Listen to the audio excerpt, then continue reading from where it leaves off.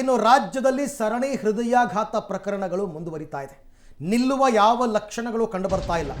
ವಯೋಮಾನದ ಯಾವುದೇ ಮಿತಿ ಇಲ್ಲದೆ ಜನ ಸಾಯ್ತಾ ಇದ್ದಾರೆ. ಯುಪಿಎಸ್ಸಿ ಸಿದ್ಧತೆ ನಡೆಸಿದ್ದ ಯುವತಿಯೊಬ್ಬಳು ಮೃತಪಟ್ಟಿದ್ದಾರೆ.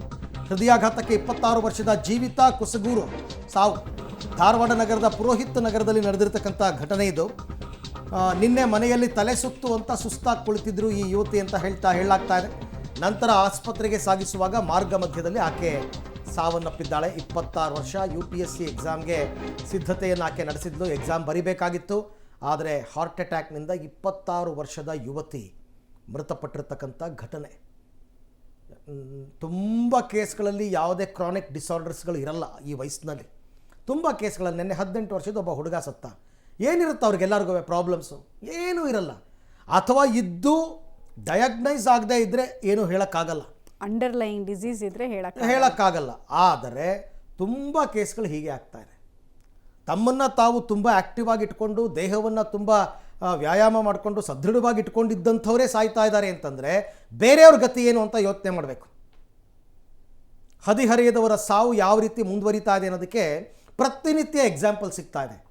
ನಿಮಗೊಂದು ಬಂಚ್ ಸಿಗುತ್ತೆ ಪ್ರತಿ ದಿವಸ ಈ ವಯೋಮಾನದವರು ಸಾಯ್ತಾ ಇರ್ತಕ್ಕಂಥದ್ದು. ಯಾಕೆ ಅಂತಕ್ಕಂಥದ್ದೇ ಗೊತ್ತಾಗ್ತಾ ಇಲ್ಲ. ವರ್ಷಕ್ಕೆ ಒಂದು ಡೇಟಾ ನೋಡ್ತಾ ಇದೆ ಸರ್, ವರ್ಷಕ್ಕೆ 30 ಲಕ್ಷ ಜನ ಹೃದಯಾಘಾತಕ್ಕೆ ಸಾವನ್ನಪ್ಪಿದ್ರು ಇಂಡಿಯಾದಲ್ಲಿ. ಆಯ್ತು, ಅದನ್ನು ಡಿವೈಡ್ ಮಾಡಿ ಎಲ್ಲ ರಾಜ್ಯಗಳಿಗೂ ಗೊತ್ತಾಗುತ್ತೆ ಎಷ್ಟಾಯಿತು ಅಂತಂದ್ಬಿಟ್ಟು. ಏನಪ್ಪ ಒಂದೂ ಅರ್ಥ ಆಗ್ತಾ ಇಲ್ಲ. ಒಟ್ಟಿನಲ್ಲಿ ಸಾವಂತೂ ಆಗಿದೆ. ಈ ಬಗ್ಗೆ ಮತ್ತಷ್ಟು ಮಾಹಿತಿ ನನ್ನ ಕೊಲೀಗ್ ಜಾವೀದ್ ಅವರಿಂದ ಪಡೆಯೋಣ. ಜಾವೀದ್, 26 ವರ್ಷದ ಹುಡುಗಿಯ ಸಾವು ಅಂತಂದರೆ ನಿಜಕ್ಕೂ ದಿಗ್ಭ್ರಮೆ ಆಗುತ್ತೆ. ಏನು ಹೇಳ್ತಾರೆ ಕುಟುಂಬದವರು? ಆಕೆಯ ಹೆಲ್ತ್ ಹಿಸ್ಟ್ರಿ ಏನು ಹೇಳುತ್ತೆ ಅಂತ?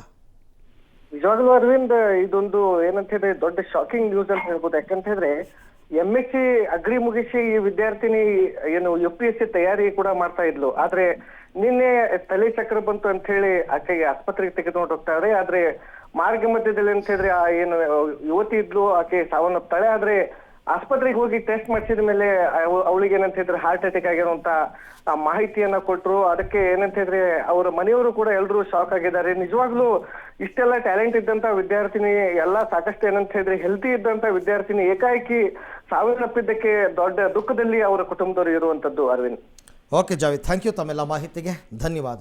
ಸಾವಿನ ಸರಣಿಗೆ ಇದು ಒಂದು ಅಡಿಷನ್ ಅಷ್ಟೇ, ಇನ್ನೇನು ಹೇಳೋಕ್ಕಾಗುತ್ತೆ.